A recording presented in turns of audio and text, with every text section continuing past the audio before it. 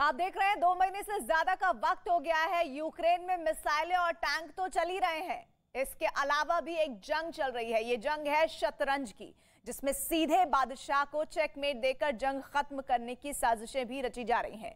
क्या है ये साजिश, देखिए इस रिपोर्ट में।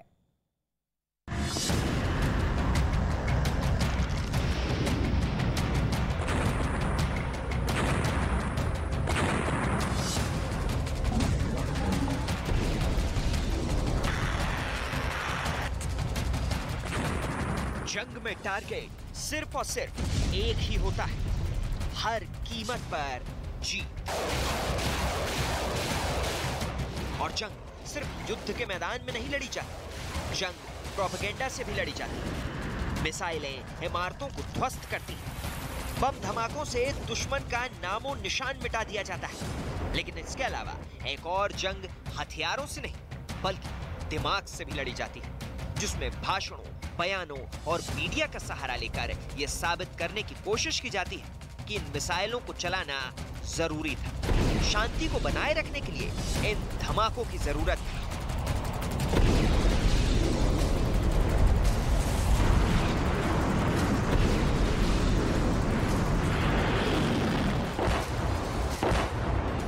ज़ेलेंस्की और पुतिन के बीच चल रही ये लड़ाई, जो अब तक अंदर ही अंदर चल रही थी, अब सबके सामने आ गई है और पूरी दुनिया में सुर्खियां बटोर रही है। एक इंटरनेशनल अखबार की हेडलाइन देखी, रूस का दावा, उसने क्रेमलिन का समर्थन करने वाले पत्रकार की हत्या को रोका। ये एक और हेडलाइन देखी, जिसका मतलब है पुतिन का कहना है कि रूसी सरकारी टीवी के होस्ट व्लादिमीर सोलोवियव को मारने की साजिश के पीछे विदेशी जासूस। दरअसल पुतिन ने ज़ेलेंस्की पर एक बेहद गंभीर आरोप लगाया है। आरोप ये कि ज़ेलेंस्की ने पुतिन के एक बेहद करीबी पत्रकार को मारकर पुतिन को बेहद गहरा जख्म देने की साजिश रची है। अब जरा इन तस्वीरों को देखिए, कैसे एक शख्स को बेहद फुर्ती के साथ रूस के सुरक्षा बलों ने दबोच लिया है। रूस का दावा है कि ये लोग पुतिन के दुश्मन हैं, जिनको ज़ेलेंस्की ने रूस के अंदर भेजा है। पुतिन के बेहद करीब पहुंचे इन लोगों का इरादा आखिर क्या था, ये बाद में आपको बताएंगे। लेकिन सबसे पहले जानिए इस पूरे मामले के सबसे महत्वपूर्ण किरदार। नाम है व्लादिमीर सोलोवियव। यही वो शख्स है जो इस वक्त रूस और यूक्रेन के बीच जंग का एक नया फ्रंट बन गया है। और पुतिन का आरोप है कि इसी शख्स की हत्या करने के लिए यूक्रेन ने सुपारी किलर्स को रूस भेजा था। नाम है व्लादिमीर सोलोवियव, जो रूस के अंदर पुतिन के सबसे करीबी लोगों में से एक है। पुतिन का पूरा प्रचार तंत्र, यानी रूस के पूरे सरकारी मीडिया सिस्टम में एक बेहद अहम कड़ी है व्लादिमीर सोलोवियव। रूस का एक ऐसा फायर ब्रांड पत्रकार है जिसने पूरे यूरोप को धमकाया है कि पुतिन सिर्फ यूक्रेन पर रुकने वाले नहीं है, वो और आगे बढ़ेंगे। Если вы считаете, что мы остановимся на Украине, подумайте 300 раз. И если вы считаете, что мы остановимся на Украине, подумайте 300 раз. आप सोचिए, पुतिन का एक खास आदमी यूक्रेन और रूस के बीच चल रही भीषण जंग में कितनी अहम भूमिका निभा रहा है। आज अगर रूस के अंदर और रूस के बाहर पुतिन इतने ताकतवर है, तो उसके पीछे दिमाग है व्लादिमीर सोलोवियव का। और यही वजह है कि जब पुतिन को यह पता लग गया कि उनके बेहद करीबी व्लादिमीर सोलोवियव की हत्या की साजिश रची गई है, तो वो खुद मीडिया के सामने आए और उन्होंने व्लादिमीर सोलोवियव का नाम लेकर यूक्रेन पर गंभीर आरोप लगाए।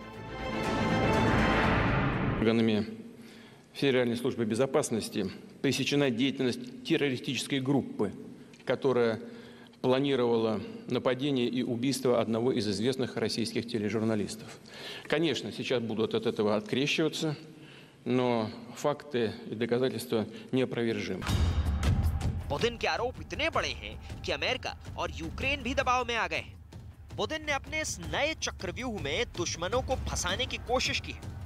सुरक्षा बलों ने जिस शख्स को अपनी गिरफ्त में लिया हुआ है, दावा है कि यही वो एजेंट है जो पुतिन के खास आदमी की हत्या करके पुतिन को बेहद गहरा जख्म देने की कोशिश में लगा हुआ था। लेकिन जिस बात ने पूरे रूस को चौंका दिया है, दुनिया को हैरान और परेशान कर दिया है कि आखिर क्यों गिरफ्तार हुए शख्स के पास से जर्मनी के तानाशाह एडोल्फ हिटलर की तस्वीर बरामद हुई। आखिर क्यों इनके पास वो निशान पाए गए जो जर्मनी के तानाशाह रहे एडोल्फ हिटलर के झंडों पर पाए जाते थे?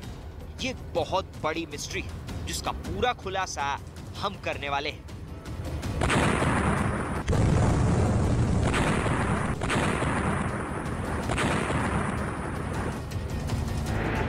यूक्रेन में जारी जंग के बीच ही जिस दिन यूक्रेन में अमेरिका के विदेश मंत्री एंटनी ब्लिंकन का दौरा हो रहा था, ठीक उसी दिन रूस के सुरक्षा बलों की एक जबरदस्त कार्रवाई रूस के अंदर ही चल रही थी।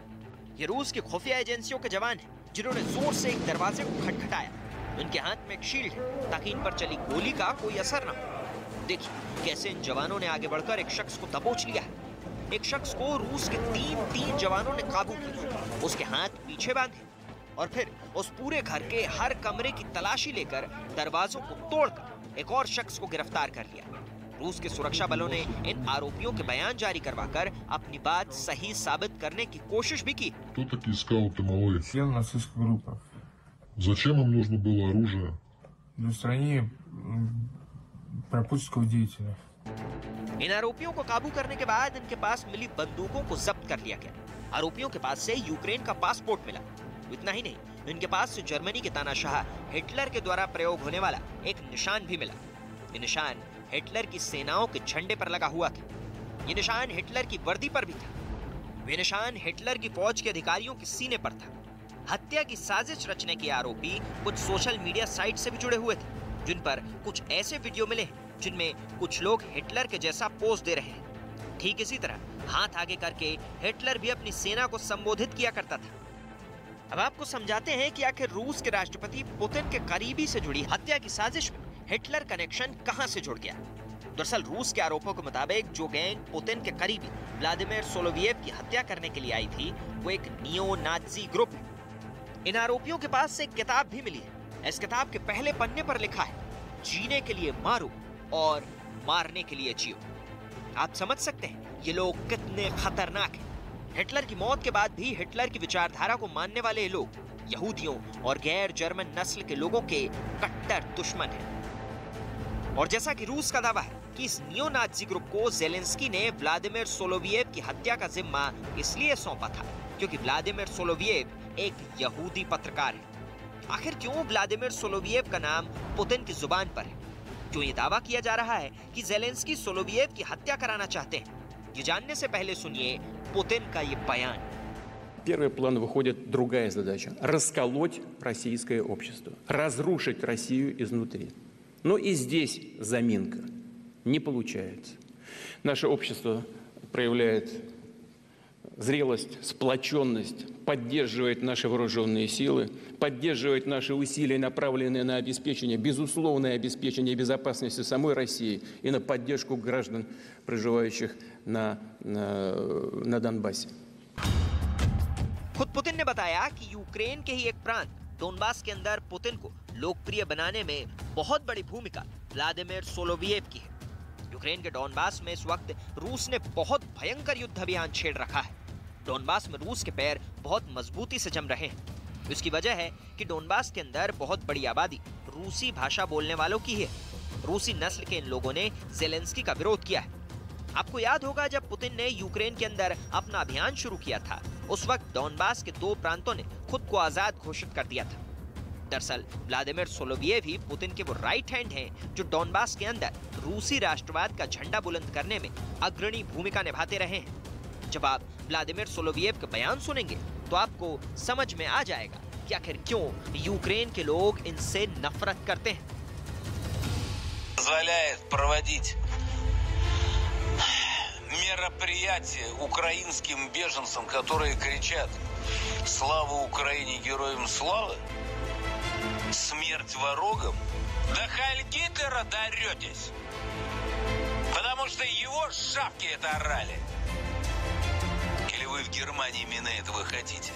И когда вы грозите России очередными санкциями, в задницу себе их засуньте, трубочкой сверните в задницу и знайте, Путин вам сказал, инфраструктуру НАТО на границе 97-го года, ядерное оружие в те страны, которым оно принадлежит. И если вы считаете, что мы остановимся на Украине, подумайте 300 раз. व्लादिमीर सोलोवियव जिस तरह यूक्रेन के खिलाफ प्रोपेगेंडा करते हैं, यही वो वजह है कि आरोप लगाया जा रहा है कि ज़ेलेंस्की व्लादिमीर सोलोवियव की हत्या करवाना चाहते हैं। ज़ेलेंस्की आज भी अपने बयानों से डोनबास के लोगों को रूस के खिलाफ खड़ा करना चाहते हैं, लेकिन उनको कामयाबी नहीं मिल पा रही। Про те, коли і що може стати перемогою для України. На це питання одночасно і є, і немає простої відповіді. Коли буде перемога, її відчує кожен. Коли настане мир, його побачить кожен. Але щоб це сталося і сталося швидше, ми повинні думати не про те, коли і що це буде, ми повинні думати... व्लादिमीर सोलोवियव ने खुद भी रूस के एक टेलीविजन चैनल पर 60 मिनट का इंटरव्यू देकर पुतिन का समर्थन किया और खुद की हत्या की साजिश के आरोपों को सही ठहराया है। लेकिन दूसरी तरफ यूरोप का मीडिया यानी नेटो देशों के अखबार पुतिन की तरफ से किए गए इन दावों को सही नहीं मानता।